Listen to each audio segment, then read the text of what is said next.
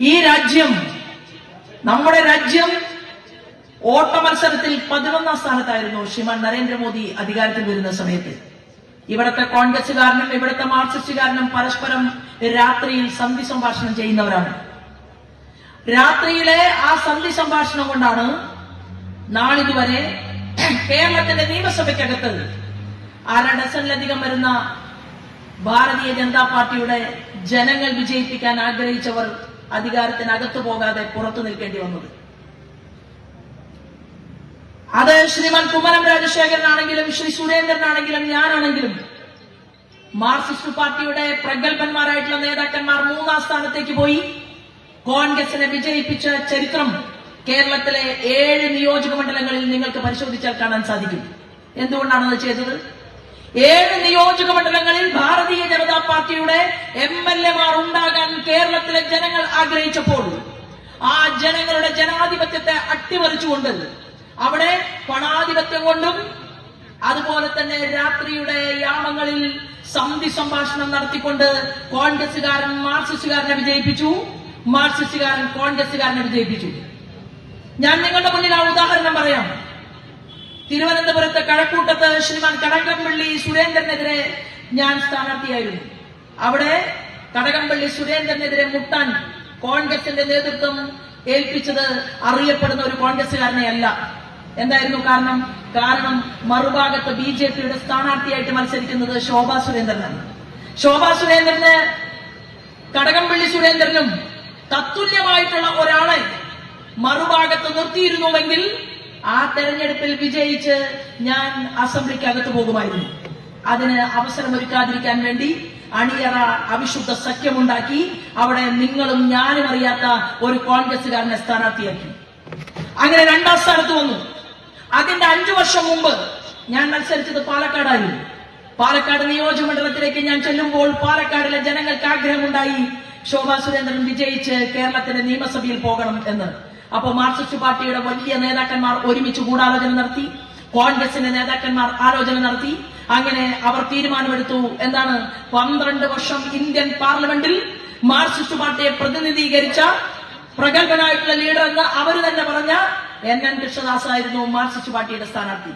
മറുഭാഗത്ത് ഷാഫി മത്സരിച്ചു. ഞാൻ തെരഞ്ഞെടുപ്പുമായി മുന്നോട്ട് പോയി. തെരഞ്ഞെടുപ്പ് ചൂടുപിടിച്ചു.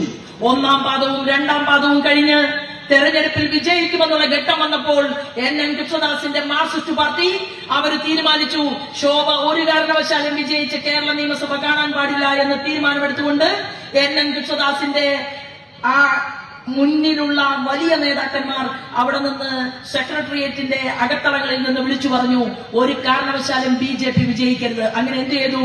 മാർക്സിസ്റ്റ് പാർട്ടിയുടെ കുറച്ച് വോട്ടുകൾ UDF-ന് മറച്ചു കൊടുത്തുകൊണ്ട് ഷാഫി പറമ്പലിനെ വിജയിപ്പിച്ചു. ഇത് തന്നെയാണ് മഞ്ചേശ്വരത്ത് സുരേന്ദ്രനും സംഭവിച്ചത്. ഇത് തന്നെയാണ് മലമ്പുഴയിൽ കൃഷ്ണകുമാറിന് സംഭവിച്ചത്. ഇത് തന്നെയാണ് രാജേട്ടനും സംഭവിച്ചത്. പക്ഷേ പ്രിയപ്പെട്ടവരെ, നിങ്ങൾ ഞങ്ങളെ 1/2 ഡസനിലധികം വരുന്ന ആളുകളെ പരാജയപ്പെടുത്താൻ കോൺഗ്രസുകാരനും മാർക്സിസ്റ്റുകാരനും ശ്രമിച്ചപ്പോ, അവരുടെ തീരുമാനപ്രകാരം ചില ആളുകളെങ്കിലും പ്രവർത്തിച്ചപ്പോ ഇന്നെന്ത് സംഭവിച്ചു?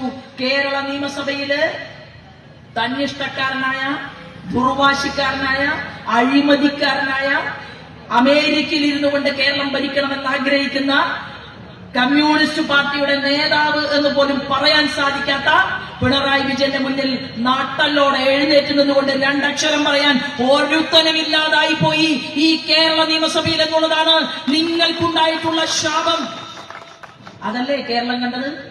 ഇപ്പോ അയ്യപ്പന്റെ കട്ടിലപ്പാളി പൊളിക്കുന്നു. ഇന്നിവിടെ ധാരാളം ആളുകൾ വിളിച്ചു പറഞ്ഞു ഞങ്ങൾ ഈ പരിപാടിക്ക് വരില്ല. എന്താ വരാത്തതിന്റെ കാരണം ഞങ്ങൾക്ക് ക്ഷേത്രത്തിൽ ഒരു വലിയ ചടങ്ങ് നടക്കുകയാണ്. സന്തോഷം. എന്നാൽ ഇന്ന് കേരളത്തിലെ ക്ഷേത്രങ്ങളുടെ മുന്നിൽ ദേവസ്വം ബോർഡുകൾ ഭരിച്ചുകൊണ്ട് മുന്നോട്ട് പോകുന്ന ക്ഷേത്രങ്ങൾക്കകത്ത് ഞാനും നിങ്ങളും ഹൃദയം ചേർത്ത് വെച്ചുകൊണ്ട് നമ്മൾ സമ്മാനിച്ച, നമ്മൾ ഈശ്വരനും അതുപോലെ തന്നെ ദേവിക്കും ദേവനും കാഴ്ചവെച്ചിട്ടുള്ള എത്രയോ സ്വത്തുവകകൾ അത് അർദ്ധരാത്രിയിൽ അടിച്ചു മാറ്റിക്കൊണ്ടുപോയി വിൽപ്പന നടത്തുകയായിരുന്നു ഇവിടുത്തെ കോൺഗ്രസുകാരനും മാർക്സിസ്റ്റുകാരനുമെന്ന് എനിക്കും നിങ്ങൾക്കും ബോധ്യമായില്ലേ?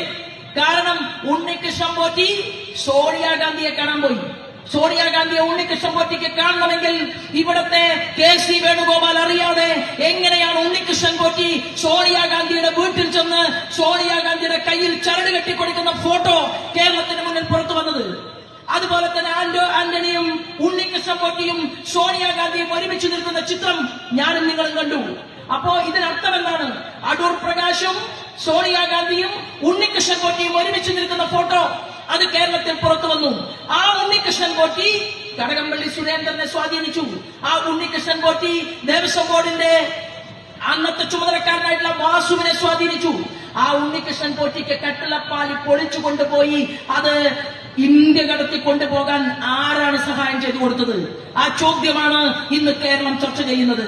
ആ ചോദ്യം കേരളം ചർച്ച ചെയ്യുമ്പോൾ കേരളത്തിന്റെ നിയമസഭയ്ക്കകത്ത് പോയി എണീറ്റ് നിന്നുകൊണ്ട് എന്റെ ഹരിപ്പാടിന്റെ MLA ആയിട്ടുള്ള ശ്രീമാൻ രമേശ് ചെന്നിത്തല പറയുകയാണ്, എനിക്ക് ചില കാര്യങ്ങളൊക്കെ SITയുടെ മുൻപാകെ പറയാനുണ്ട്. SITയുടെ മുൻപാകെ അല്ല പറയേണ്ടത്. എവിടെയാണ് പറയേണ്ടത്? ഇവിടെ ദേശീയ ഏജൻസി വരണം എന്നാവശ്യപ്പെടാൻ ശ്രീമാൻ രമേശ് ചെന്നിത്തല കോടതിയെ സമീപിക്കണം. നിങ്ങൾ പറയണം, താങ്കൾ പറയണം, ഇവിടെ ദേശീയ ഏജൻസി കടന്നു വന്നാൽ, ദേശീയ ഏജൻസിയുടെ അന്വേഷണം വന്നാൽ ഈ സ്വർണ്ണപ്പാളി എവിടെയെല്ലാം പോയി എന്നുള്ളത് പൊതുസമൂഹത്തിന്റെ മുന്നിൽ ചിഹ്നം അത് തുറന്നു കാണിക്കപ്പെടും.